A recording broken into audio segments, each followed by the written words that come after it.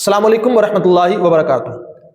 अगर किसी शख्स ने किसी बंदे से पैसे लेने हो, कर्ज लेना हो और वो कर्ज अदा ना कर रहा हो, जाहिर है उस कर्ज पर भी ज़कात होती है। ये याद रहे कि अगर आपने किसी को कर्ज दिया है और वो अभी आपको वापस नहीं मिला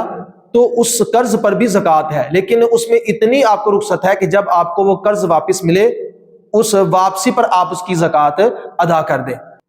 और अगर 1 साल बाद मिले तो 1 साल की ज़कात अदा करेंगे, अगर 2 साल बाद मिले तो 2 साल की ज़कात उस कर्ज के पैसों में से अदा करना जरूरी है। यानी जितने सालों बाद आपको कर्ज मिलता है उतने सालों की ज़कात अदा करना जरूरी है, अगर वो कर्ज की रकम इतनी ज्यादा है कि उस पर ज़कात बनती हो।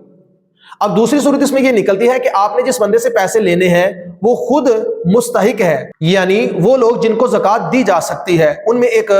कैटेगरी, एक तबका गारिमीन का है, यानी जो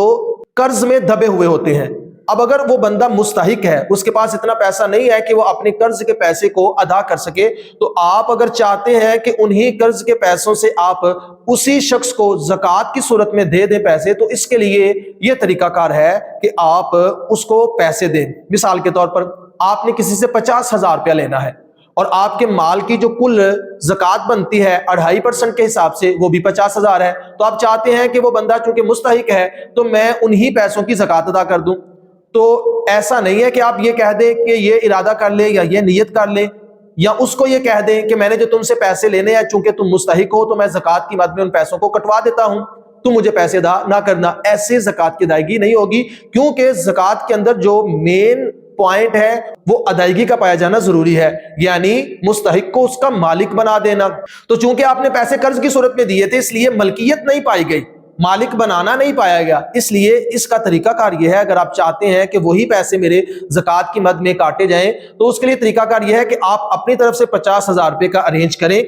और उस मुस्तहिक शख्स को जिससे आपने कर्ज लेना है 50,000 एक हाथ उसको दे, जब वो उस पर कब्जा कर ले तो दूसरे हाथ से उससे वापस ले ले। अगर आपको ये खदशा है कि वो नहीं देगा तो आप 3-4 बंदों को इस चीज का गवाह बना लें और उनको अपने साथ मिला लें ताकि वो इस मामले में आपकी मदद करें कि जैसे ही आप अदा करें तो वो उससे लेकर आपको वापस कर दें। जब आप उसको अदा करेंगे तो ज़कात आपकी अदा हो जाएगी और जब आप उससे वापस लेंगे तो इस तरह आपके वो पैसे जो हैं वो कर्ज वाले वो आपको वापस मिल जाएंगे।